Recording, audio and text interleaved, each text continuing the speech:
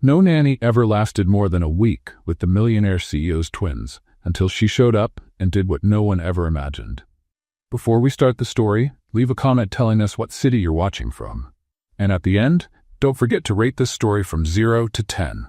Enjoy. Layla Torres was late, hair a mess, shoelace untied, apron stained with ketchup, and for some unexplained reason, a piece of gum stuck to her elbow. First day as nanny to the most reclusive millionaire in Seattle, and I look like a hot dog after a tornado, she muttered, running along the sidewalk toward the huge iron gate of the Whitmore mansion. She took a deep breath, pressed the doorbell, and when no one answered, simply pushed the gate open. She walked in. The mansion looked like a five-star hotel. Cold, elegant, and so quiet she could hear her own embarrassment. Until, vroom! Yes, go. To the chandelier, to the chandelier. Layla's eyes widened. In the living room, two identical boys about 6 years old were running in circles with a drone tied to rolls of toilet paper. The drone was heading straight for the crystal chandelier, probably worth more than her car. Layla screamed. The drone hit the chandelier. The chandelier swung like it was in an earthquake. The boys shouted "yeah" and clapped as if they had just won the world championship of mischief. She froze. I'm the new nanny. You're late, said the boy in the dinosaur t-shirt. And you look like a dirty hamburger, added the other, pointing at her stained apron. Layla tried to breathe. You must be Max and Leo, right? And I'm Layla, the nanny who was just humiliated by 2 miniature gremlins. While she picked up the toilet paper off the floor, she heard heavy footsteps on the stairs. A tall man in a perfectly tailored gray suit came down, looking like he had just read 3 contracts and swallowed an entire meeting. You are the new nanny? He barked. Layla stood up, pulled the gum off her elbow, straightened her blouse, and answered, I am, and you really need a green juice. Those dark circles are screaming. I haven't slept since 2010. Max and Leo grinned mischievously. The man crossed his arms. Ryan Blake, CEO, father, and I hate green juice. Layla Torres, nanny, Latina, and a firm believer in detox juice in stressful environments. Stressful environment? The drone crashed to the floor with a lonely beep. Layla pointed at it. Case closed. Minutes later, Ryan was already in his office on the phone, saying words like emergency meeting, $1 million merger, and shareholders won't accept delays. Layla was trying to convince the twins to tidy up the toys in the living room when Max whispered something in Leo's ear. They shared a knowing look and turned toward the hallway. Secret mission. Operation Push, said Max. Ready, aim, push. Before Layla could react, the two shoved her hard down the hallway. She stumbled straight into the office door, losing her balance just as Ryan, back turned, was deep in a phone call. What the? The door slammed shut behind her. Locked. Outside they heard, now you two can talk. Just the two of you. And maybe fall in love. Layla stared at the door. Then at the man now slowly ending his call. Please tell me this isn't happening, Ryan muttered. It is, and with ketchup on my shoulder, she said, pointing to her clothes. My kids locked you in here? Yes. And you too, technically. He sighed and folded his arms. This has never happened before. Being locked in with a woman covered in condiments or your kids playing little cupids, he looked at her. For the first time, without irritation. They haven't laughed in months. Since their mother passed away, they've been quiet, closed off. Layla's expression softened. I'm not a psychologist, but I do have a doctorate in making kids smile. And trust me, I'm not that easy to knock down. Not even by killer drones. Ryan exhaled deeply. I thought you were going to quit. I thought about it. When they pushed me in here, I figured my contract was about to go up in flames. But, they laughed, and that's worth more than any shareholder meeting. Ryan studied Layla for a moment. A curious moment. A silent moment. Outside, Max and Leo pressed their ears to the door. They're talking. Operation New Mom is going better than expected. A few minutes later, the house security guard unlocked the door with a spare key. Ryan walked out first. Serious, but a little less stern. Layla followed, adjusting her messy bun. She was already bracing herself to be fired, but then she heard something unexpected. They laughed, Ryan said, looking straight at her. For the first time in a long time, she stood still, not sure if it was a compliment or a warning, but before he left, he added, And you still have ketchup on your shoulder. Layla smiled. This was a beginning. A messy, funny beginning. but maybe just the kind of beginning she needed. At 8:30 that night, something unusual happened at the Whitmore mansion. Silence. Not the tense kind of silence Ryan knew well, where the twins pretended to sleep until he left the room and then started another pillow fight. This silence was peaceful. Ryan walked up the stairs slowly, ready to find the new nanny quitting or, at the very least, crying in a corner. Instead, he found the bedroom door slightly open and a scene that made him stop in the middle of the hallway. Max and Leo were fast asleep in their beds, tucked in up to their necks, with calm expressions he hadn't seen in months. And there, in a chair between the two beds, was Layla Torres, her head tilted to the side, asleep too. She had taken off her shoes and pulled her legs up onto the chair. One hand still held an open children's book on her lap. Her curly hair had come loose from the messy bun and framed her relaxed face. Ryan stood in the doorway longer than he wanted to admit. When was the last time the boys slept without waking up crying at 2 in the morning? When was the last time someone helped them relax enough to just sleep? He grabbed a blanket from the closet and gently covered Layla.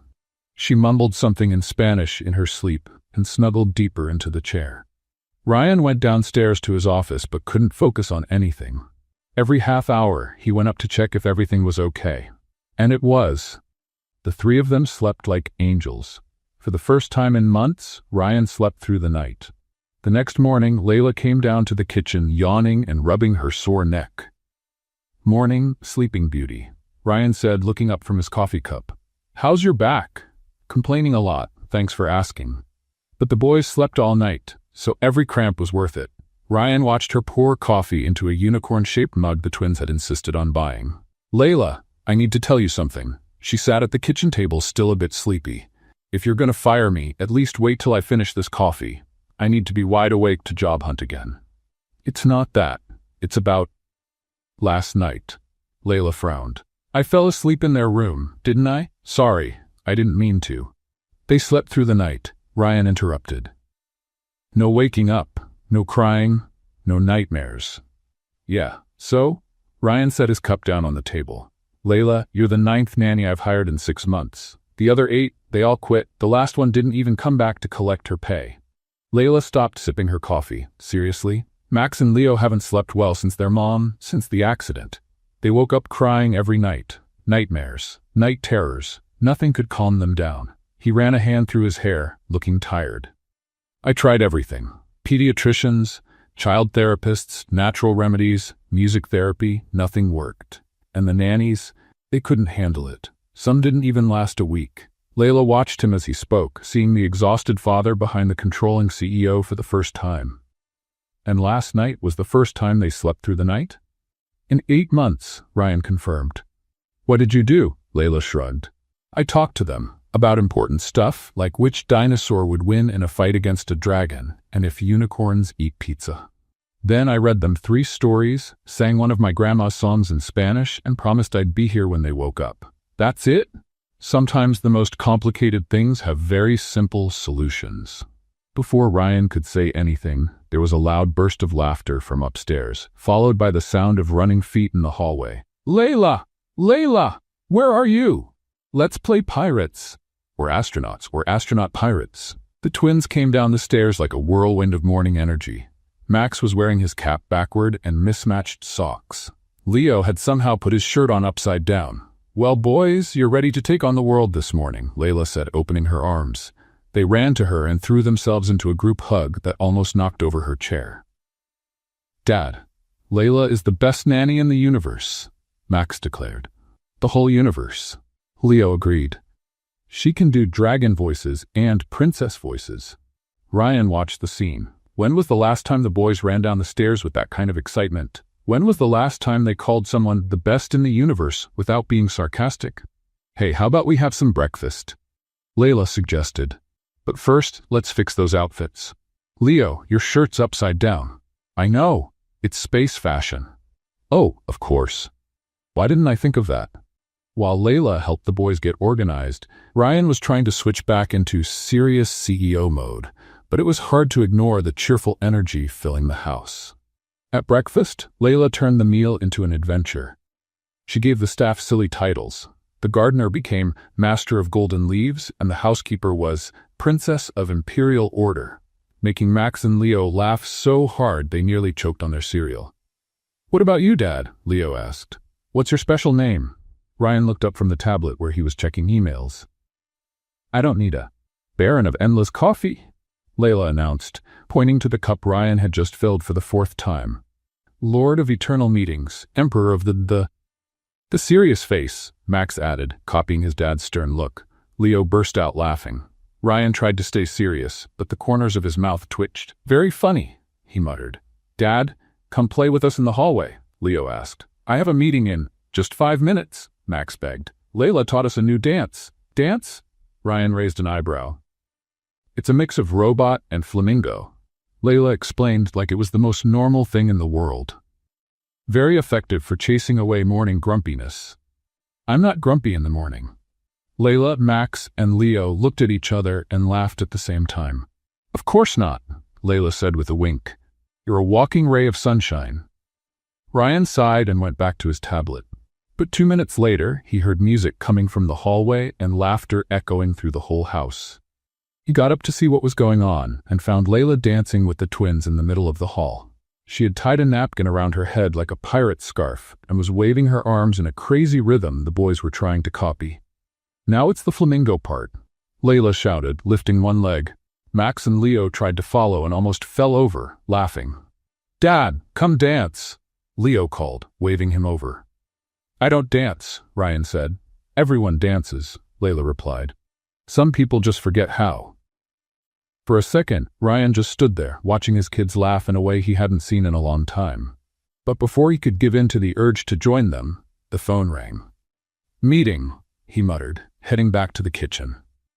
An hour later, Ryan was in his office, trying to focus on a video call about acquisitions when Layla walked in carrying a tray. "Sorry to interrupt, Baron of Endless Coffee, but you forgot to have lunch." She set the tray on the table. There was a sandwich, fruit cut into star shapes, and a steaming cup of coffee. "I didn't ask for. The boys did. They said you forget to eat when you're working." Ryan looked at the food, then at Layla. "They said that?" "Among other things, like how you work really late and sometimes sleep in the office. It's temporary, just until I close a few big deals." "Sure," Layla said, though it didn't sound like she believed him. She was already walking out when Ryan called after her. "Layla." "Yes?" "Thank you. For breakfast, for making them laugh, for helping them sleep." She smiled. "You're welcome, but you still haven't signed my contract. Technically, I'm still just a well-meaning intruder." Ryan glanced at his laptop where the employment contract had been open for 2 days. "That's true. Except..." A loud crash came from the kitchen, followed by laughter and 2 voices yelling, "Sorry!" "Let me guess," Ryan said. "Slime workshop?" "How'd you know?" "Because there's pink glitter on your eyebrow." Layla quickly wiped her face. "The kitchen might look a little colorful, but I promise it all comes off with warm water and patience." Ryan sighed. Under normal circumstances, he would have been upset. His Italian marble kitchen turning into a kid's art lab? Unthinkable. But then he heard Max shouting, "Dad, come see the slime Layla showed us. It's purple and makes a funny sound." Ryan froze. When was the last time they included him in something that wasn't a parenting duty? Layla noticed the look on his face. "They want you to be part of it, Ryan. They just don't know how to ask." "I don't know anything about slime. No one's born knowing. You learn by making a mess." "Dad, come make slime with us." "Yeah, come play," Leo added. An hour later, they were all covered in colorful slime and laughing like crazy. Ryan had green slime in his hair. Max's hands were purple to the wrists. Leo had somehow stuck pink slime to his ear, and Layla looked like she'd walked through a rainbow explosion. "Dad, are you going to hire Layla forever?" Leo asked, stirring the slime with a spoon. "Please?" Max begged. "She's the coolest babysitter ever." Ryan looked at Layla, who was trying to get slime out of her hair. "Well, we haven't signed the official contract yet." "Then sign it," the 2 shouted. "Now," Max added, "or we'll go on strike," Leo finished. "Strike from what?" Layla laughed. "From everything. We won't eat, sleep, or play anymore. And we'll make a lot of noise." Leo banged the spoon against the bowl. Ryan let out an exaggerated sigh. "You're using emotional blackmail. Is it working?" Max asked, winking. "Unfortunately, yes." Layla rushed to her bag and pulled out a crumpled piece of paper. Here, temporary contract I prepared yesterday. Ryan took the paper and read it quickly. It was simple but well written. Looks fair. He picked up a pen. But there's one condition. What is it? Max suddenly appeared holding a heart-shaped cookie they had made earlier. You have to sign while eating this, he said. It's a family tradition, Leo added. We just made it up. Ryan looked at the pink cookie with colorful sprinkles. You invented a tradition? Yes, they said in unison. Layla laughed. Go ahead, Mr. Whitmore. Traditions are sacred. Ryan took a bite of the cookie, which was surprisingly good, and signed the contract. There. Now you have an official nanny. Max and Leo celebrated by making slime fly everywhere. After the kitchen was somewhat cleaned and the boys went off to play in the living room, Layla was getting ready to leave when she noticed a door at the end of the hallway that was always closed. That room there, she pointed. Why is it always locked? Ryan, who was putting away some papers, tensed up. It's just a room we don't use. Oh, Layla shrugged. It must need some fresh air. Closed rooms start to smell musty. Layla, that room. But she was already gone, waving cheerfully and promising to come back the next day with fun surprises. Ryan stood still, staring at the closed door at the end of the hall. Some secrets were harder to explain than others. The next day, Layla arrived at the Whitmore mansion with contagious energy and a bag full of surprises. She had promised the twins she would bring fun surprises, and she wasn't one to break promises. Good morning, Whitmore family, she called out as she entered, making Max and Leo run downstairs like two miniature hurricanes. Layla, what did you bring? Max asked, trying to peek inside the bag. Is it a surprise, or can we take a little look? Leo added, making a puppy dog face. Patience, my curious ones. First breakfast, then guaranteed fun. Ryan came down the stairs impeccably dressed, tie straight, and looking like he had only slept 4 hours. Good morning, Baron of Endless Coffee, Layla greeted cheerfully. How many cups so far today? Only 3, Ryan replied, grabbing his fourth. Only 3? You're holding back. During breakfast, Layla revealed her surprises, painting kits, jewelry-making supplies, and ingredients for decorated cookies. The twins were thrilled. We're going to turn this house into an art studio, she announced. What if we make macaroni necklaces? Max suggested. Or beaded bracelets, Leo added. Ryan watched his son's excitement while trying to review contracts on his tablet. The house was becoming more colorful and louder, and completely different from the controlled environment he was used to. Dad, are you going to join the art activities? Leo asked hopefully. Maybe later. I have an important meeting in half an hour. You always have an important meeting, Max muttered, stirring his cereal. Ryan looked up from his tablet, but before he could answer, Layla stepped in. How about we let the Emperor of Business work while we create revolutionary masterpieces? An hour later, the living room had turned into a full-fledged art studio. Max was painting an abstract canvas that looked like a rainbow explosion. Leo was stringing colorful bead necklaces, and Layla supervised them while humming a song in Spanish. That's when Layla's curiosity got the better of her. She had noticed that mysterious door at the end of the hallway since her first day. Ryan always changed the subject when she asked about it, which only made her more curious. While the boys were absorbed in their creations, she decided to take a quick peek. Keep painting, boys. I'm going to get more paint upstairs, she fibbed, walking casually down the hall. The door wasn't locked, just closed. Layla turned the knob slowly and pushed it open. The room before her was like a time capsule. Everything was perfectly preserved. Clothes still hanging in the closet, beauty products neatly arranged on the vanity, photographs scattered across the dresser. It was clearly a woman's room. In the center of the vanity sat a delicate, clearly expensive porcelain vase, decorated with hand-painted flowers. Next to it were photographs of a beautiful woman with Max and Leo when they were younger. Layla walked in slowly, drawn in by the feeling of the room. It felt like a sanctuary, lovingly preserved with equal parts love and pain. She stepped closer to the vanity to take a better look at the photos when she heard footsteps in the hallway. Panicked, she turned quickly and bumped into the vase. Everything happened in slow motion. The vase flew off the vanity, turned in the air, and shattered on the hardwood floor with a crash that echoed through the entire house. Oh no, no, no! Layla whispered, crouching down to try to gather the pieces. "What are you doing in here?" Ryan's voice boomed through the house like thunder. He was standing in the doorway, his face red with anger and his fists clenched. Layla stood up slowly, porcelain pieces in her hands. "Ryan, I can explain. You went into my wife's room," he shouted, storming into the room. "And you broke her favorite vase. I didn't know it was an accident." "An accident? You walked into a room you had no business being in." Layla took a deep breath, trying to stay calm. "Look, I get that you're upset, but it was just a vase. Come on, you're a billionaire. Buy another one on eBay." Ryan was speechless. He had expected tears, desperate apologies, maybe even a resignation. Not such a practical reply. "Just a vase?" he repeated in disbelief. "Yes, an object. One that can be replaced. That vase was the last birthday gift I gave her before." Ryan's voice broke. Layla's expression softened, finally realizing the weight of what she had done. "Ryan? Dad? Layla?" Max appeared at the door, followed by Leo. "Why are there people yelling?" The boys looked at the broken porcelain on the floor and their father's distressed face. "Dad, are you okay?" Leo asked, concerned. "I broke something important to your dad," Layla said honestly. "Something that belonged to your mom." Max and Leo looked at each other and, without a word, ran off. Ryan bent down and picked up one of the bigger pieces of the vase, running his finger along the broken edge. She collected antique porcelain. This one was her favorite. "Ryan, I'm really sorry. Truly, I shouldn't have gone in here."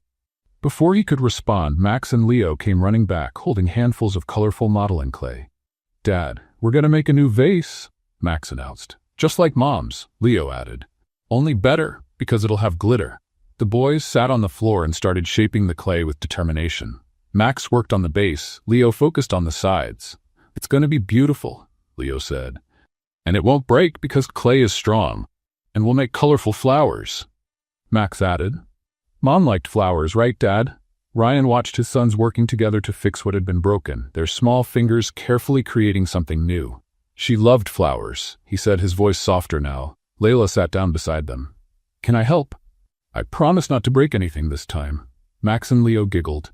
"Sure, you can do the little leaves." Half an hour later, they had created a colorful clay vase, decorated with pink and purple flowers, green leaves, and tiny gold stars. "All done," Leo announced proudly. "The new Whitmore family vase, upgraded version," Max added. Ryan picked up the creation gently. It was imperfect, lopsided, and absolutely beautiful. "It's different," he said. "Different can be good," Layla replied softly.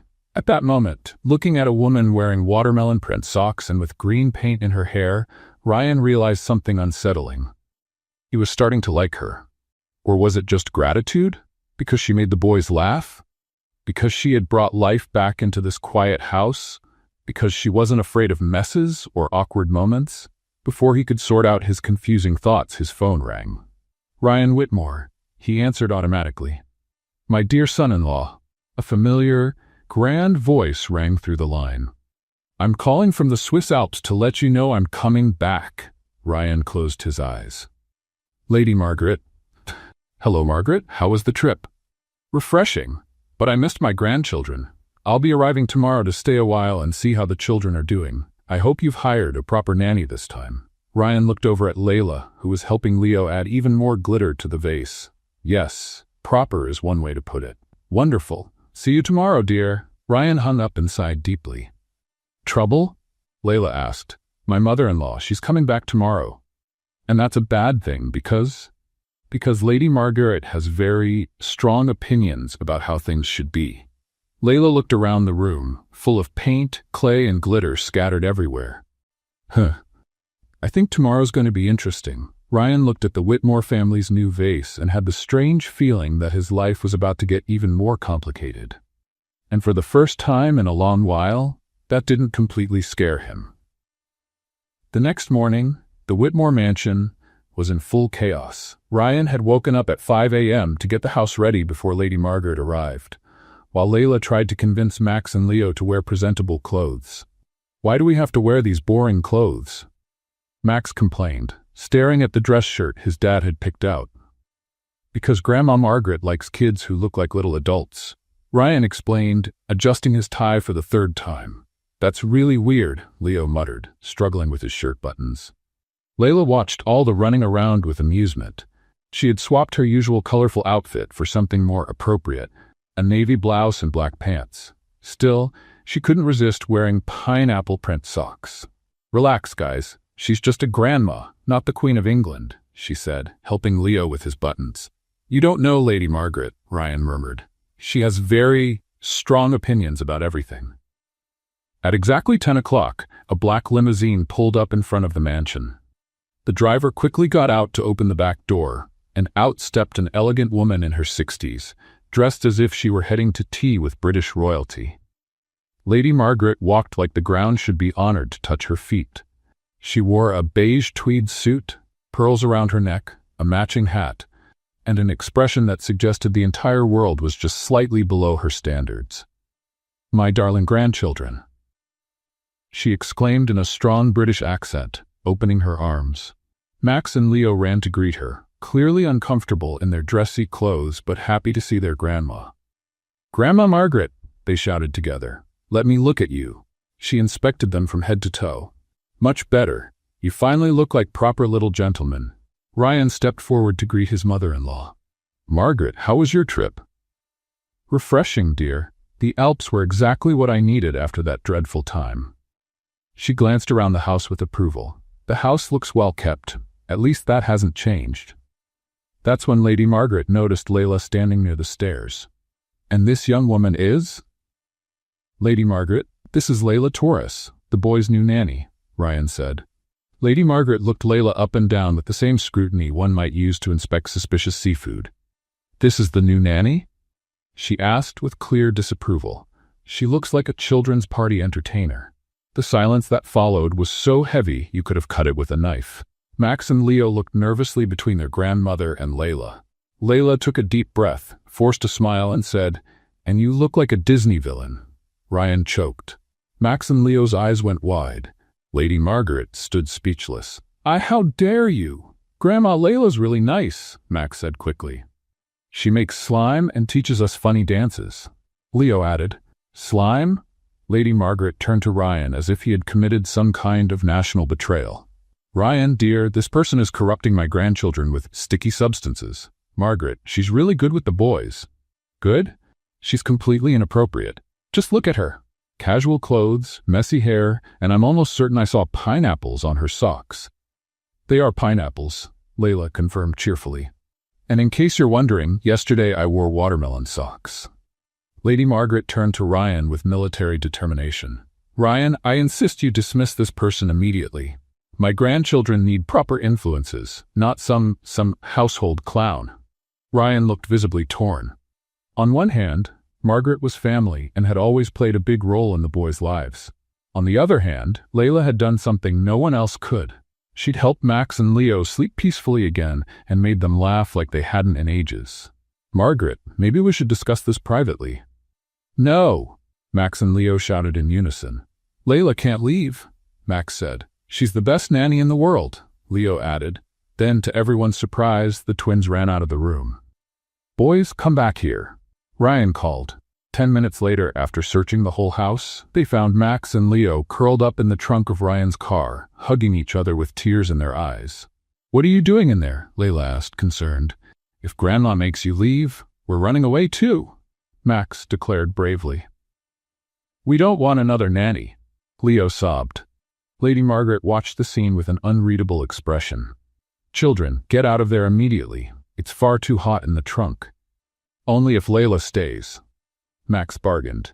Before anyone could respond, an orange and clearly annoyed cat appeared out of nowhere and leapt straight onto Lady Margaret's back. "Ah! Get this animal off me," she screamed, trying to shake off the cat that had its claws sunk into her tweed jacket. Everyone froze except Layla, who acted quickly. She calmly stepped forward, took hold of the cat firmly but gently, and lifted it off the lady's back.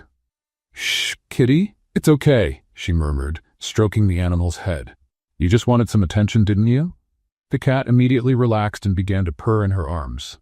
Lady Margaret was out of breath, her hair mussed and with small scratches on her neck. "My goodness, that wild creature. Let me take a look at those scratches," Layla said, handing the cat to Max. Ryan, do you have cotton and antiseptic? Minutes later, Layla was carefully cleaning the scratches on Lady Margaret's neck with cotton soaked in antiseptic. It might sting a little, Layla warned gently, but it's important to clean them well to prevent infection. Lady Margaret remained surprisingly quiet as Layla tended to the wounds with steady, gentle hands. Where did you learn first aid? Lady Margaret asked, softer now. My grandmother was a nurse. She always said that taking care of people is one of the most important things we can do. Your grandmother sounds like a wise woman. She really was. Layla finished cleaning the last scratch. They are all done. You'll be fine. Ryan watched the scene from a few feet away, seeing Layla care for his mother-in-law with the same patience and kindness she showed Max and Leo. There was something about the gentle way she treated people, the way she turned tense moments into lighter ones.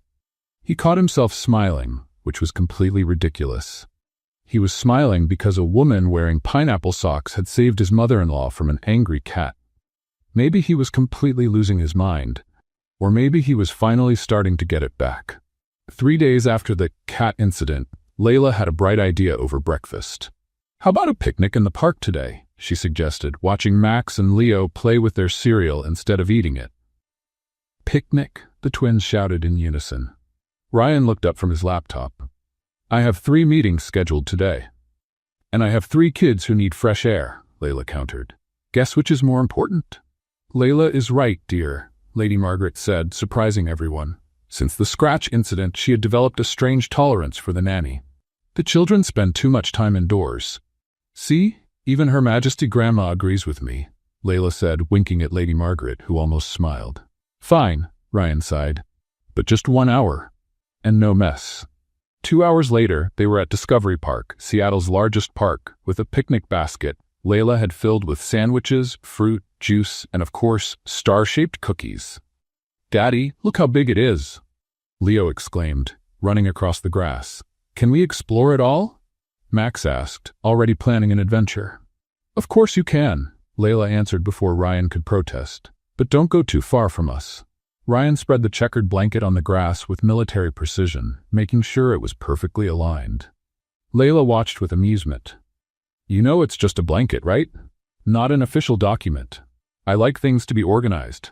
I noticed you even line up your pencils by size. During the meal, everything was going smoothly until Layla reached for the juice bottle that had rolled away. In the process, she bumped Ryan's glass, spilling orange juice all over his dress pants. Oh no, she cried, grabbing napkins frantically. Your pants? They probably cost more than my rent. Ryan looked at the orange stain spreading across the expensive fabric. It's nothing, he said, though his voice was tight. Liar. You're having an internal heart attack over those pants. Meanwhile, Max and Leo had found a patch of soft earth and were digging with their hands. Boys, what are you doing? Ryan asked, still dabbing at his pants with a napkin. Digging a hole to hide secrets, Max replied excitedly. Secrets don't need to be buried, Ryan said automatically. Of course they do, Leo insisted. Otherwise, everyone finds out. And what kind of secrets do you have? Layla asked, curious. Like, we like it when Daddy stays home, Max said quietly. And we're scared he works so much he'll forget about us, Leo added. Ryan stopped rubbing at his pants. You don't need to be afraid of that. But you're always working, Max said, like a robot. I work for you, so you can have a good life. But we want to have a life with you, Leo said simply. Layla watched Ryan's face twist with guilt and pain. Ryan, she said softly. They just want— I know what they want, he cut her off, standing up abruptly. But you don't understand how the real world works. I have responsibilities. Your biggest responsibilities are right here, Layla said, pointing at the boys. Don't tell me how to raise my kids. Someone needs to. You treat them like end-of-month reports. The silence that followed was sharp. Max and Leo stopped digging and looked nervously at the adults. How dare you? I dare because someone has to. Layla stood up too. You schedule time with them like they're business meetings. I'm doing the best I can. Doing the bare minimum isn't the same as doing your best. Ryan clenched his fists, clearly struggling to stay composed. You don't understand anything about my situation. I understand your kids are growing up without a present father.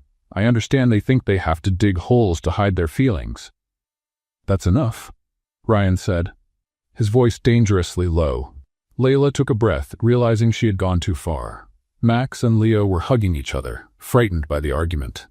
"Boys, how about we go check out the lake?" she suggested gently. They spent the rest of the afternoon in tense silence. Ryan sat on the blanket, pretending to read emails on his phone. Layla played with the twins, but without her usual energy. When the sun started to set, painting the sky in shades of orange and pink, Max and Leo fell asleep on the blanket, worn out from running around. Layla walked over to Ryan, who was still staring at his phone. "I'm sorry," she said quietly. "I shouldn't have spoken to you that way." "You were right," he answered, still not looking up. "Not completely." "No, completely." Ryan finally looked at her. "I don't know how to do this on my own. Before the accident, she took care of all this. I just worked." "Ryan, have you ever thought," he interrupted, "that maybe I work so much because I don't know how to just be a dad? Because being the provider is easier than being the caregiver?" Layla sat next to him on the blanket. "Have you ever thought about just being human now and then?" she asked gently. "Instead of being the perfect CEO or the perfect father, just be Ryan?" He looked at her, really looked at her, for the first time. He saw how the setting sun turned her curly hair to gold, how she had a smudge of dirt on her face from playing with the boys, how her eyes were kind even when she challenged him. "I don't remember what it's like to just be Ryan. Maybe I can help you figure it out." They were very close now. Ryan could smell her sweet perfume, see the tiny freckles on her nose that makeup didn't quite hide. "Layla, yes?" He leaned in slowly. She didn't move away. Their faces were inches apart when runaway scooter, steered by a child who had lost control, came crashing straight into Ryan's shin. He yelled, rolling onto the grass and clutching his leg. "Ryan!" Layla knelt beside him. "Are you okay?" "I think." "Let me see." She gently examined his shin. "It's not broken, but you're definitely getting a big bruise." "I'm sorry, sir," the scooter kid shouted, running off after his parents. Layla helped Ryan up, letting him lean on her as he limped toward the car. "Lean on me," she said. "Take it slow." "I can manage on my own," he protested. "Of course you can, Mr. Total Independence. Now hush and let me help." Ryan stopped halfway and started laughing. "What?" Layla asked, concerned. "I almost kissed you and then got attacked by a scooter." He laughed harder. "This kind of thing only happens to me." Layla started laughing too. "Well, at least it was memorable. Definitely memorable." As they hobbled to the car together, Ryan realized it was the first time he had truly laughed in months. And all because of a woman who spilled juice on his clothes and made him want to feel human again. The morning after the scooter incident, Ryan came down to breakfast limping and found a surprise on the table. A golden tea tied with a red ribbon. "What's this?" he asked, picking up the key. "Your housemaster key," Max announced proudly. "We asked Grandpa George to make a special copy for Layla," Leo added. Layla came out of the kitchen carrying a tray of star-shaped pancakes. "The boys insisted I needed full access to the house for creative emergencies," she explained, making air quotes. "Creative emergencies?" Ryan repeated, raising an eyebrow. "Like when we want to throw a surprise party," said Max. "Or turn a room into a spaceship," Leo added. Ryan looked at the key, then at Layla, then at his sons, who were staring at him with anticipation. "I'm not sure this is a good idea." "Oh, come on, Mr. Worry," said Layla, sitting on the table. "It's just a key. What could possibly go wrong?" 3 hours later, Ryan found out exactly what could go wrong. He was in his office preparing for an important meeting with Japanese investors when he heard strange noises coming from the downstairs conference room. Sounds that included laughter and banging. "What the heck?" he muttered, heading down the stairs. When he opened the conference room door, Ryan walked into a surreal scene. The mahogany table had been turned into a pirate ship, complete with sails made from bedsheets, ropes tied around the chairs, and a homemade pirate flag flapping in the air conditioning. Max was standing on the bow of the table ship, wearing a pirate hat made of newspaper. Leo was swinging a foam sword, and Layla was sitting in the executive chair, wearing a makeshift tricorn hat and sketching a treasure map. "Ahoy, Captain Ryan," Layla called out cheerfully. "Welcome aboard the Whitmore." "What did you do to my conference room?" Ryan shouted. "We turned it into a pirate camp," Max explained. Layla said every overly serious room needs more adventure. The investors are arriving in 10 minutes. What investors? Layla asked, genuinely confused. The Japanese ones. The most important meeting of the quarter. Layla went pale. Oh, that's a problem. A problem? Ryan started ripping the sheets off the chairs. I'm about to lose a $50 million deal because you turned my conference room into a theme park. Easy, Captain Panic, Layla said, getting up. We'll fix this. In 10 minutes, how? Improvise, she clapped her hands. Boys, lightning cleanup, go. That's when the doorbell rang. Ryan froze. The investors were early. George will get it, he said, running a hand through his hair. I just need 5 minutes to... The door opened and George entered, followed by 3 impeccably dressed Japanese men in suits. Mr. Whitmore, may I present Mr. Tanaka, Mr. Sato, and Mr. Yamamoto, George said formally. The investors stepped into the room and paused, taking in the scene. Ryan with a paper eye patch stuck to his face from the cleanup attempt, Max and Leo still dressed like pirates, and Layla frozen mid-step with a foam sword in hand. Total silence. Treasure ahead, Leo yelled, breaking the silence. Leo! Ryan hissed, mortified. Mr. Tanaka, apparently the group's leader, looked around with an unreadable expression. Interesting, he said in flawless English. Very creative. Ryan took a deep breath and made the riskiest business move of his career. Gentlemen, welcome to our business creativity simulation exercise, he said, keeping the eye patch on. We're testing non-traditional methods to spark innovative thinking. The Japanese men exchanged curious looks. A simulation? Mr. Sato asked. Exactly, said Ryan, praying this would work. Studies show that playful environments increase productivity by 200%. Layla picked up on what Ryan was doing and jumped into the act. It's a groundbreaking technique, she said confidently. When we step outside the corporate comfort zone, we discover unexpected solutions. Fascinating, Mr. Yamamoto murmured. In Japan, we greatly value innovation in workplace methods. And childhood creativity is the purest form of innovation, Layla added. That's why we involve the children in the process. Max and Leo, not totally sure what was happening but sensing they should cooperate, gave a polite bow to the guests. Hello, they said together. The investors smiled, clearly charmed. Impressive, said Mr. Tanaka. You really do think outside the box. That's when Layla had a sudden inspiration. Gentlemen, would you like to try our innovative sushi? She asked. It's a very special fusion. Sushi, Ryan's eyes widened. Of course. Layla rushed to the snack table where the kids' fruit was. Max, Leo, creative sushi operation, go. In 5 minutes, she had created sushi using banana slices as fish, cream cheese for rice, and dried seaweed she miraculously found in the pantry. She arranged it all on elegant plates she grabbed from the kitchen. Banana and cream cheese sushi, she announced solemnly. A fusion of Eastern tradition and Western innovation. The Japanese investors tried it with curiosity, and to everyone's surprise, they seemed genuinely impressed. Unusual, but delicious, Mr. Sato admitted. Interesting texture, agreed Mr. Yamamoto, and the presentation is creative, added Mr. Tanaka. 2 hours later, after a meeting that mixed serious business with creative enterprise demonstrations, Ryan had closed the deal. We look forward to working with such an innovative company, Mr. Tanaka said as they said goodbye. Especially if we can join in more creative simulations, Mr. Sato added with a laugh. When the investors left, Ryan sank into a chair, still processing what had just happened. I can't believe that worked, he murmured. Of course it worked, Layla said proudly. Banana sushi is revolutionary. Dad, you were the coolest pirate ever, Max said. And the meeting was way more fun that way, Leo added. Ryan took off the eye patch and looked at Layla. You saved my $50 million contract with banana and cream cheese. Technically, you all saved it with creativity and teamwork. I need to thank you properly, Ryan said hesitantly. How about dinner? Tonight? Layla blinked, surprised. Dinner? Professional, of course, Ryan hurried to clarify. To discuss future creative strategies. Sure, Layla said with a smile. Creative strategies, completely professional. Max and Leo exchanged mischievous grins. Operation New Mom was going better than expected. At 7 that evening, Ryan was waiting for Layla in front of Le Bernardin, one of Seattle's most elegant French restaurants. He had changed clothes 3 times and checked his hair in the car mirror at least 5. It's just a professional dinner, he kept telling himself.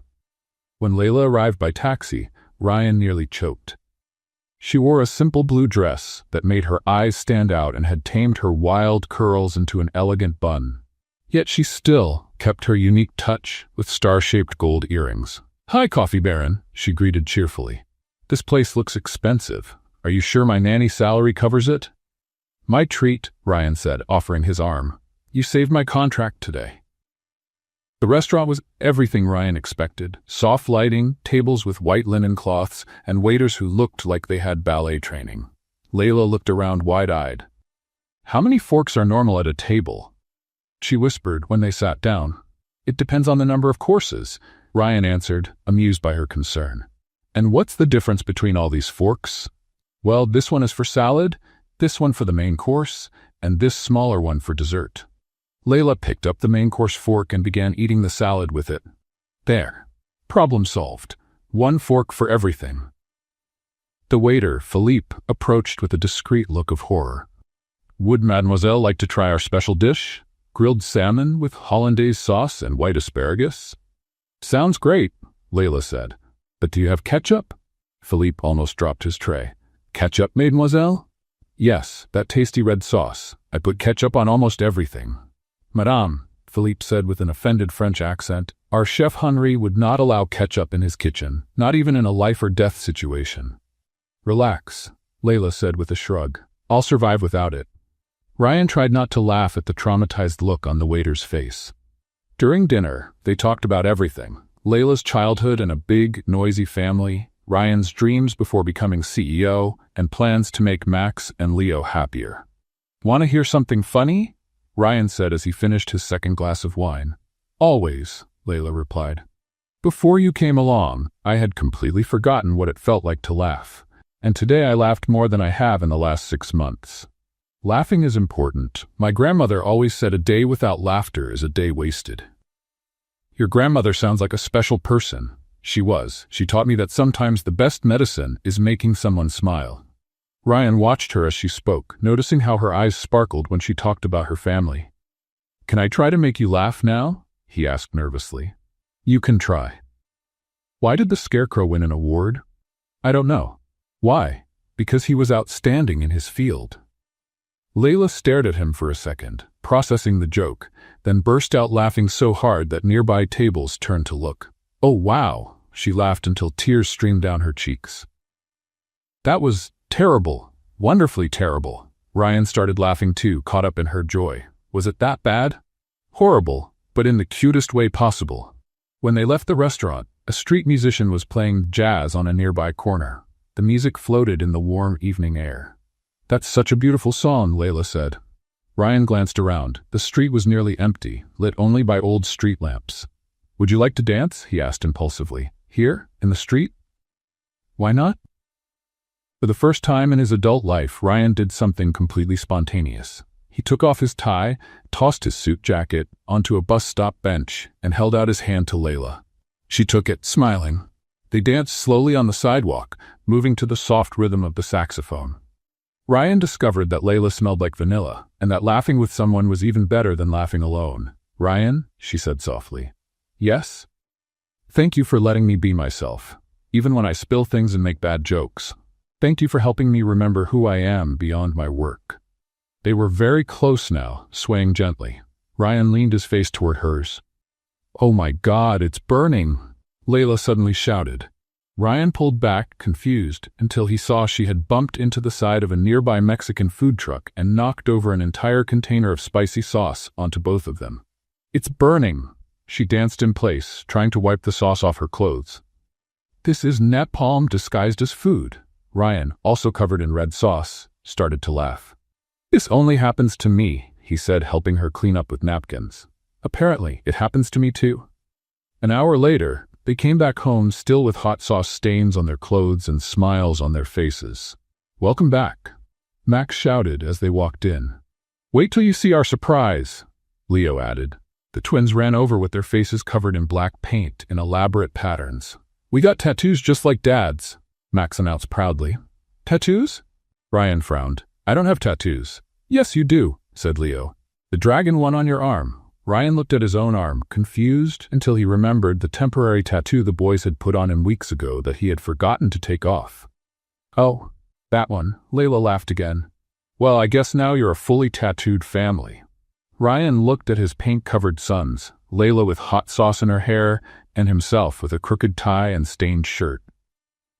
It was the first time in a long while he felt like part of a real family, even if it was a crazy, messy, condiment-covered family. The next morning, Ryan came down for breakfast, still smiling from the night before. Dinner had been different, a good kind of different. But his smile faded quickly when he saw Max and Leo at the table. Both of them had huge dragon tattoos plastered across their faces. Red and gold dragons stretched from their foreheads to their cheeks, making them look like tiny Viking warriors. "What is this?" Ryan shouted. "Good morning, Dragon Dad," Max greeted cheerfully, pointing to the tattoo that covered half his face. "We're warrior brothers now," added Leo, flexing his non-existent muscles. "Take that off right now." "Why?" Max asked, genuinely confused. "You have a tattoo too." Ryan looked at his own arm where the dragon sticker was still stuck. "That's different. You can't just go around with body art on your face." "Why not?" Leo insisted. Because, Ryan stumbled, looking for a logical explanation. "Because you're kids. Kids need discipline, rules. They need freedom to express themselves," Layla suggested, walking in from the kitchen with a cup of coffee. Ryan turned to her. "Layla, you saw this and didn't do anything?" "I did, and I thought it was creative. They spent an hour picking the perfect dragons." "Creative?" Ryan ran a hand through his hair. "They're going to school like this. What will the teachers think? That they have imagination?" Layla answered simply. "That's not imagination. That's a lack of boundaries." Ryan was clearly losing his patience. "You need to understand there are rules, protocols, proper behavior." "Proper for who?" Layla asked, crossing her arms. "For society, for their future. They can't grow up thinking they can just do whatever they want." "Ryan, they're 6-year-olds with temporary tattoos, not criminals. That's how it starts." Ryan gestured, exasperated. "Today it's tattoos, tomorrow it's piercings, then real tattoos, and 10 years later they're living in a van painting abstract art." Layla raised an eyebrow at him. "Do you want robots or children?" "What? Do you want kids who follow a preset program, or real children with their own personalities?" Ryan was quiet for a moment. I don't know how to do this," he admitted, softer now. "Raising them alone, making the right decisions. What if I mess everything up?" Max and Leo looked at their dad, realizing for the first time that he wasn't just mad, he was scared. "Dad?" Max said gently. "You're not going to mess anything up. How do you know?" Ryan asked, sitting down at the table. "Because you care about us," Leo said, stepping closer. "Dads who care don't mess things up." Layla sat down next to Ryan. "Ryan, want to know a secret? Everyone who takes care of kids is scared of messing up. I'm scared every single day." "You? But you're so confident." "On the outside. On the inside, I'm always wondering, am I doing this right? Are they going to grow up okay, or will they need therapy because of me?" "Seriously?" "Welcome to the club," Layla said with a smile. "Everyone's just winging it. Some people just pretend they know what they're doing better than others." Ryan let out a long sigh. "I'm sorry," he told Max and Leo. "Sometimes Dad gets nervous because I just want you to be happy, and I don't always know the best way to do that." "We are happy, Dad," Max said, "especially when you're not working all the time." "And when you play with us," Leo added. "All right, you can keep the tattoos for today." "Really?" both shouted. "Really, but tomorrow they come off before school." "Deal," they said in unison. "Now you have to get a tattoo too, Dad," Leo said with a mischievous smile. "What? No, I don't need." But Max had already run off to get more temporary tattoos. "It's tradition," he insisted. "Everyone in the tattooed family has to have one." 5 minutes later, Ryan was sitting still while Max carefully pressed a gold sun tattoo onto his forehead. "Hold still, Dad," Max instructed. "Art can't be rushed." "It looks amazing," said Leo. "You look like a sun warrior." When they finished, Layla pulled out her phone. "No," Ryan said, trying to cover his face. "Oh, this is definitely going on social media," she said, snapping a photo. "Layla, don't." "Ryan Whitmore, CEO and Sun Warrior, Tattoo Dad, real life," she typed, pretending to post. "If you post that, You'll what?" she asked, grinning slyly. Ryan looked at her holding the phone, at his sons laughing, and at the whole ridiculous scene. And for the first time in a long while, he smiled, really smiled. Not the polite kind, not the business meeting kind. A real, genuine smile from deep inside. "Go ahead and post it," he said. "But make sure the caption says, 'I'm the best tattooed dad in Seattle.'" "Now you're talking." Layla laughed, taking more pictures. Max and Leo threw themselves into their father's arms, everyone laughing together, and Ryan realized something. Maybe he didn't know exactly how to be a dad, but he was starting to learn that sometimes not knowing was exactly how you figure it out. On Thursday morning, Layla showed up at the Whitmore mansion with an unusual look. She seemed almost shy. "Good morning, tattooed family," she greeted, but without her usual energy. "Layla." Max and Leo ran to hug her. "Are we building a pillow fort today? Or making glow-in-the-dark slime?" Leo suggested. "Actually," Layla hesitated, "I need to talk to you about something." Ryan looked up from his newspaper, noticing her serious tone. "What's going on? My grandma, she's not feeling very well. I need to visit her today, spend the day with her." "Your grandma is sick?" Max asked, worried. "It's nothing serious, it's of Layla quickly reassured them. "She's just feeling a little lonely. That happens sometimes with older folks, and they just need some company." "But what about us?" Leo asked, looking sad. "You're staying with your dad. It'll be fun." Ryan felt something strange in his stomach. Emptiness? Annoyance? He couldn't quite name it. "Of course," he said, trying to sound casual. "No problem. We'll be just fine." "Are you sure?" Layla looked at him closely. "I can come another day." "Don't be ridiculous," Ryan said, folding the newspaper with a bit more force than needed. "I'm their father. I can take care of my own kids for one day." "Of course you can," Layla said, though she still looked a little worried. "It's just, they usually follow a pretty specific routine with me." "We're perfectly capable of sticking to a routine." Max and Leo exchanged glances, sensing the tension between the adults. "Layla, are you coming back tomorrow?" Max asked. "Of course I am." She knelt down to their level. "It's just one day. I'll be back tomorrow with news from Grandma Rosa."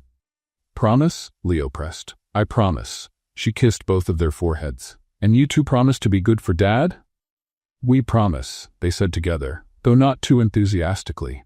After Layla left, the house felt oddly quiet. Ryan tried going back to his paper, but he couldn't focus. Max and Leo sat on the couch, staring at the door as if hoping she'd come right back through it. "Well?" Ryan said, folding the newspaper. "What do you guys want to do today?" "Play with Layla," Max answered automatically. "She's not here. What else?" "I don't know," Leo said with a shrug. Ryan sighed. "How did Layla make it all seem so easy? How about we watch some TV?" "Layla says too much TV makes your brain melt," Max replied. "How about we read a book?" "Layla does funny voices when she reads," Leo said. "Do you know how to do voices?" "Not exactly." The hours dragged on. Ryan tried several activities: painting, which ended with paint all over the table, cooking, which resulted in burnt cookies, and even an attempt at dancing, which made the boys laugh but not in the good way. By 2 in the afternoon, desperate, Ryan decided to try building with Legos. "Let's make a castle," he suggested, sitting on the living room floor. "Layla always makes spaceships," Max said. "Today we're making castles." They spent an hour building in relative silence. Ryan was starting to feel proud. Maybe he really could handle this alone, when Leo accidentally knocked over his tower. "No," Leo cried in frustration. "It was almost done." "It's okay," Ryan said, trying to help. "We can build another." "I don't want another one." Leo burst into tears. "I want Layla. She knows how to fix things." Max was getting upset too. "Where is she? Why did she leave?" "She didn't leave," Ryan said, trying to stay calm. "She's just visiting her grandmother." "What if she doesn't come back?" Leo sobbed. "What if she leaves like all the other nannies?" Ryan felt a pang in his chest. He had wondered the same thing, but didn't want to admit it. "She'll come back," he said, trying to sound convincing. But as he tried to comfort the boys, Ryan leaned too far forward, and a bunch of Legos got stuck in his gelled hair. "Dad, you have Legos in your hair," Max pointed out, pausing his tears. Ryan tried to pull them out, but they were firmly stuck. Maybe you two can help me?" Half an hour later, Ryan was sitting on the bathroom floor while Max and Leo carefully removed the Legos from his hair. The house remained quiet in a way it hadn't been for weeks. "Dad?" Max said as he pulled out a red piece. Yes? Do you miss Layla too? Ryan was silent for a moment. Maybe a little. She makes the house more noisy. Leo said thoughtfully. Good noisy, Max agreed. That's true.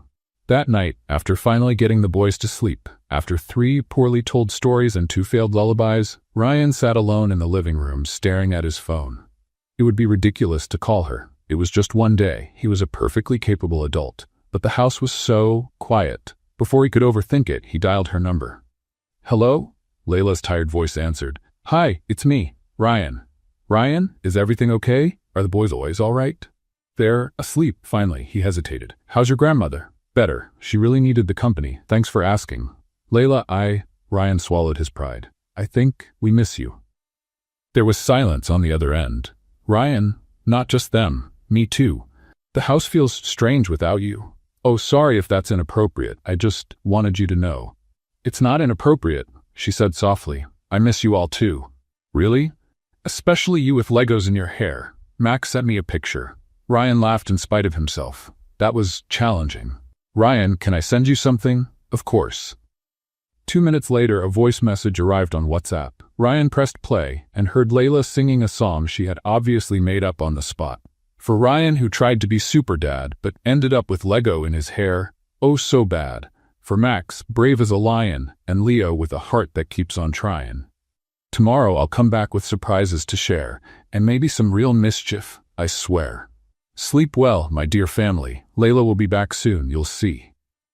Ryan listened to the message 3 times, smiling like an idiot. Maybe admitting he needed someone wasn't so terrible after all. Especially when that someone sang silly songs just to make him smile. On Friday morning, Ryan woke up earlier than usual. Not because of work, but because he was eager for Layla to return. The boys had asked about her at least 20 times the day before, and he had kept checking the clock. At exactly 9 o'clock, they heard keys jingling at the front door. She's back. Max and Leo shouted at the same time, racing down the stairs like 2 little tornadoes. Ryan followed more slowly, trying to keep his composure but feeling a strange lightness in his chest. Layla came in carrying 2 colorful shopping bags and a small suitcase. She wore a bright yellow blouse, jeans with embroidered flower patches, and of course, patterned socks, this time with pink flamingos. My favorite family, she exclaimed, dropping her bags to hug Max and Leo. Did you miss me?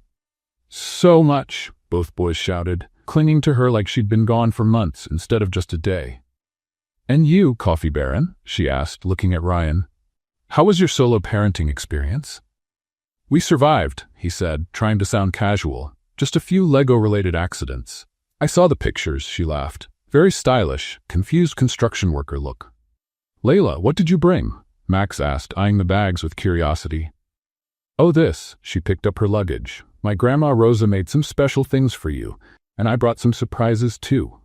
From the first bag, she pulled out colorful wool scarves that Grandma Rosa had knitted. Blue for Max, red for Leo. From the second came an impressive variety of new toys.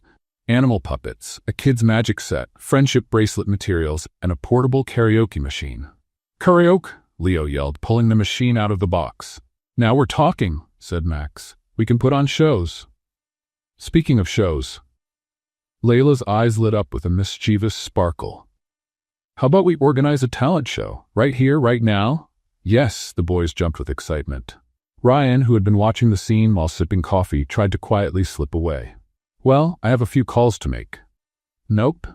Layla caught him by the arm. You're our official judge. Judge? Yes, every talent show needs a judge, and you have the perfect face for it. What face? That grumpy critic face who takes everything way too seriously, she teased. Max and Leo laughed. It's true, Dad.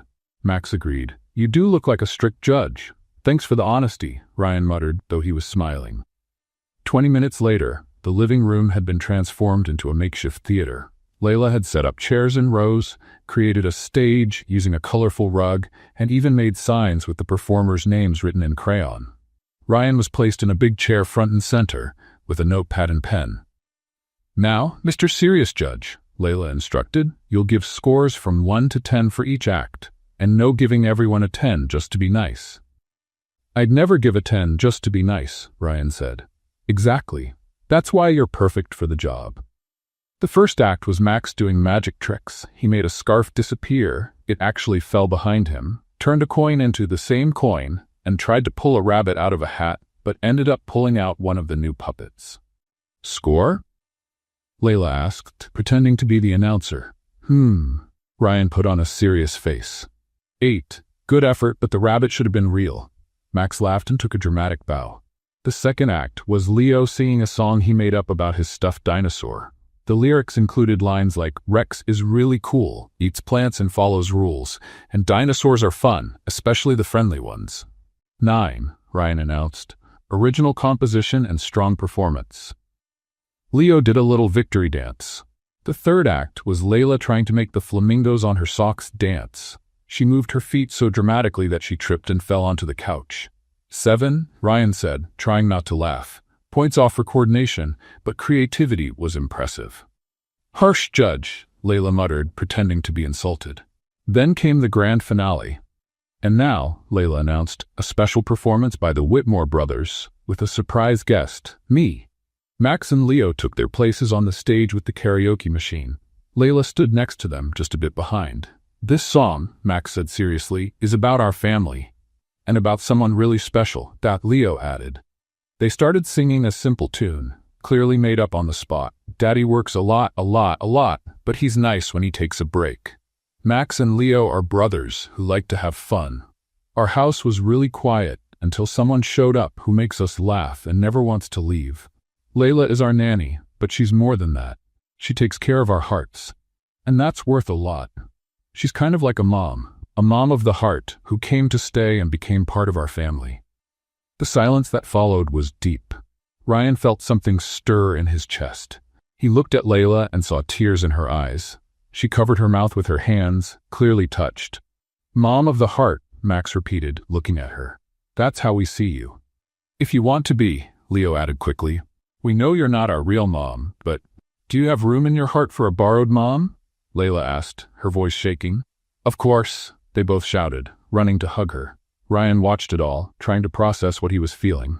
Seeing his kids so happy, so whole. Watching Layla be accepted by them like that. Seeing how she had become such an important part of their lives, without him even realizing it. "And the score, Mr. Judge?" Max asked, still hugging Layla. Ryan cleared his throat, trying to steady his voice. 10, he said quietly. "Definitely a 10.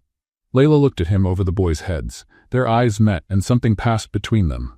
A shared understanding, a moment of recognition. "Ryan," she said softly. He got up from the armchair and walked over. Without a word, Layla reached out and opened her arm to include him in the group hug. Ryan hesitated for just a second before joining them. But when Layla pulled him closer, when he felt the warmth of the family forming right there, something inside him broke and healed at the same time. He couldn't let go. He stood there, hugging his sons and the woman who had come into their lives as a nanny and was becoming... What? He wasn't sure yet. But he knew he didn't want that moment to end. "Thank you," he whispered into Layla's ear. "For what?" "For bringing us back to life."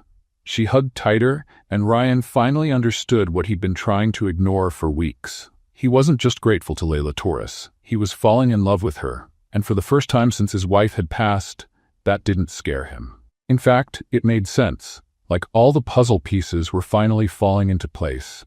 "Hey," Max said, still in the middle of the hug. "Now that we're an official family, can we make slime in Dad's office?" Ryan laughed, a real, honest laugh.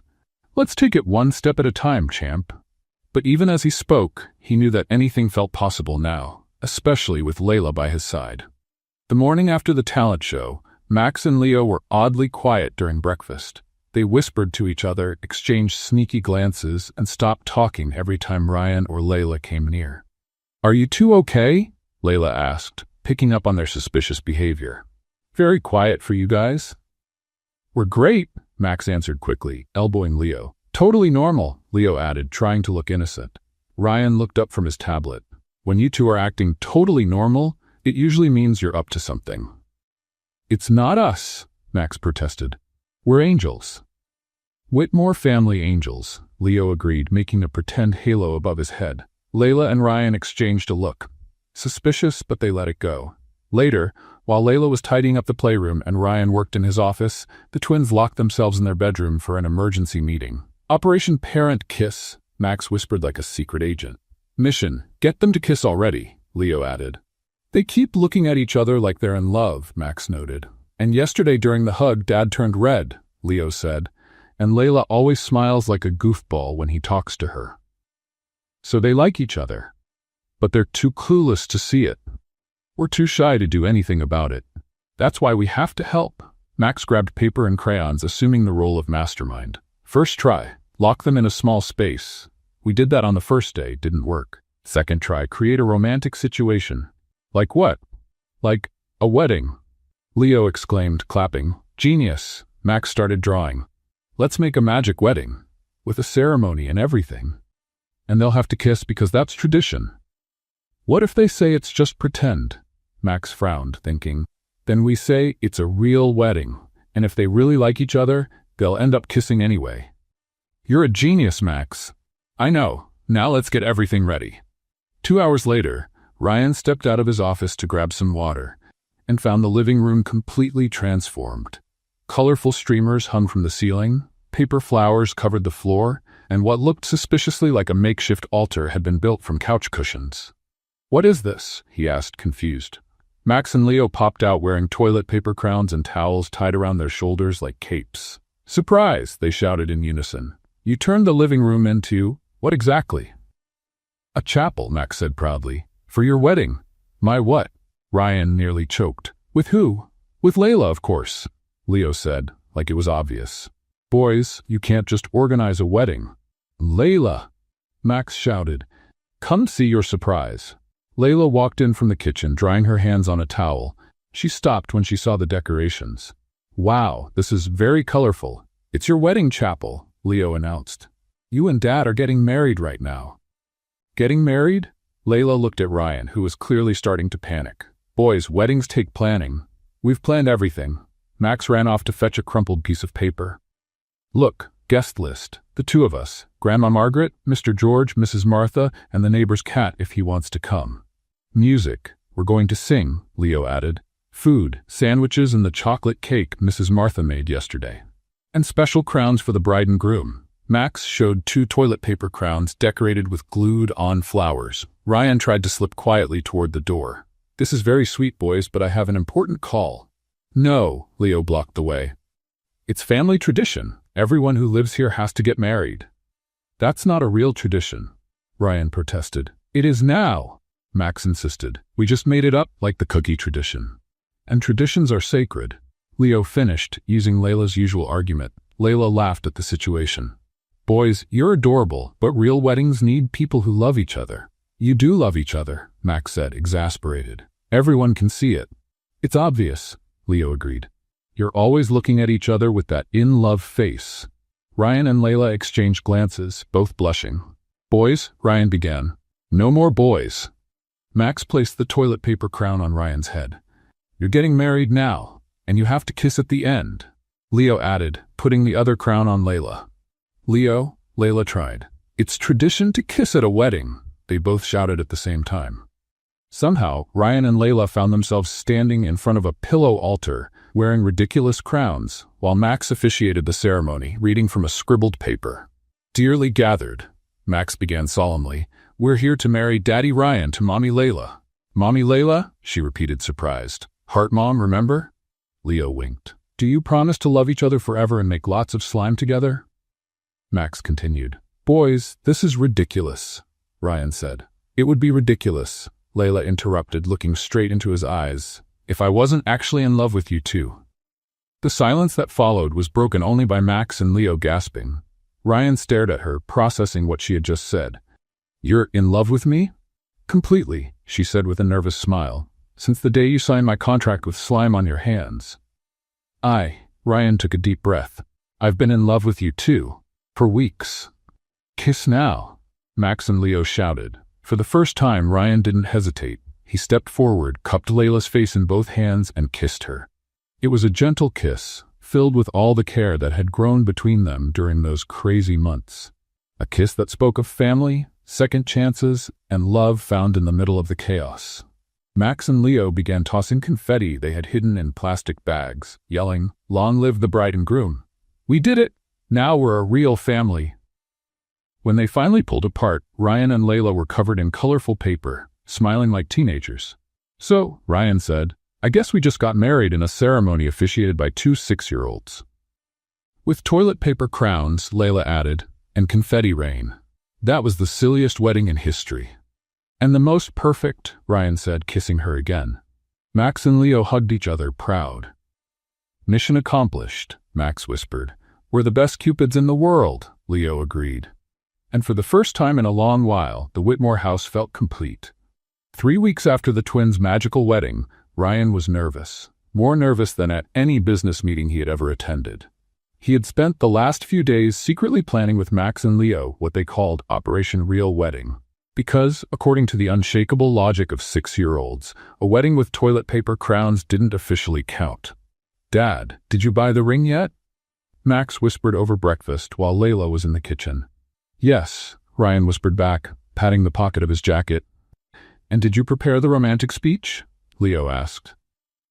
"I tried, but you know I'm not very good with pretty words." "It doesn't have to be pretty," Max said wisely. "It just has to be true." "What if she says no?" Ryan ran a hand through his hair, anxious. "Dad?" Leo rolled his eyes. "She already said she loves you, and you've kissed a bunch of times. And she lets you make slime in your office," Max added. "That's true love." That afternoon, Ryan set his plan in motion. He invited Layla for a picnic in the backyard, claiming the boys wanted to test new sandwich recipes. "That's an odd outfit for a picnic," Layla said when she saw him come out of the house. Ryan was wearing a flawless navy blue suit with brightly colored flip-flops Max and Leo had insisted he wear. "The boys said it was mandatory," he explained, a little embarrassed. "Of course they did," Layla laughed. "And where are they?" "They're getting the surprise ready." In the backyard, Ryan had set up a scene that mixed elegance with the typical Whitmore family chaos. There were real flowers, a professional arrangement he had ordered, but also the boys' drawings hanging from the trees. Classical music played softly, interrupted now and then by laughter coming from inside the house. "Ryan, what's going on?" Layla asked, suspicious. "Have a seat," he said, pointing to a chair decorated with colorful ribbons. Layla sat down, curious. That's when Max and Leo ran out the back door, followed by Lady Margaret, George, Martha, and at least 10 neighborhood kids who had secretly been invited to form a choir. "Surprise!" they all shouted. "What?" Layla looked around, confused. Ryan got down on one knee in the grass and pulled a small velvet box from his pocket. "Layla Torres," he began, his voice shaking, "you came into our lives like a colorful hurricane and turned everything upside down."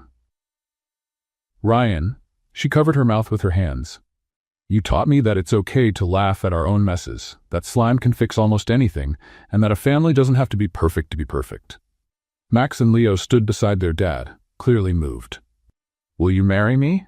Ryan asked. "For real this time, with paperwork and everything? And become our official mom?" Max added. "Forever and ever?" Leo finished. Layla looked at the ring. A simple and beautiful solitaire, then at Ryan kneeling in flip-flops, then at the eager boys, and finally at the impromptu audience. "This is completely crazy," she said. "It is," Ryan agreed, "and you've all been plotting behind my back for weeks." "Guilty," Leo admitted, "and you're proposing to me in the backyard, in flip-flops in front of a kids' choir." "All true," Ryan said, smiling nervously. Layla stood up from the chair. "Then my answer is yes," she shouted, leaping into Ryan's arms and knocking them both into the grass.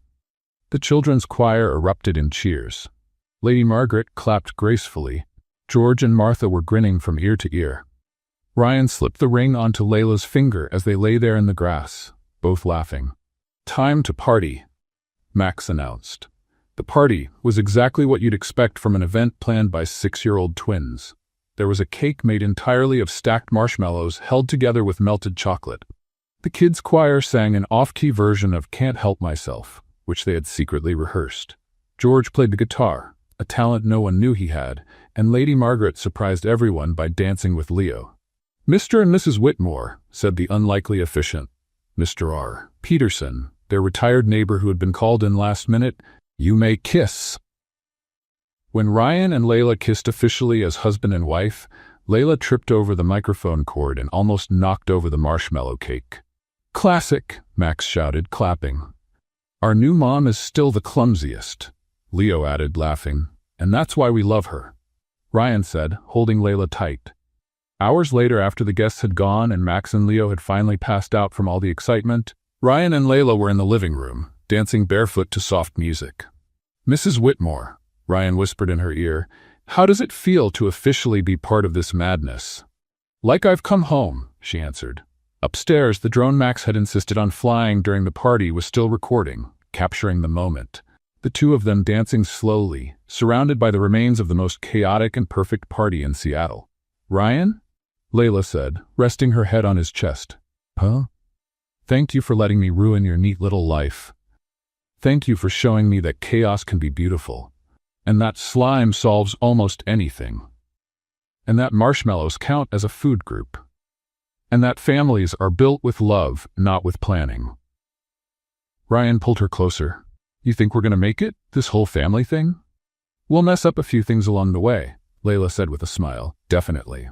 There'll be tough days, no doubt, and the boys will come up with even crazier stuff. For sure.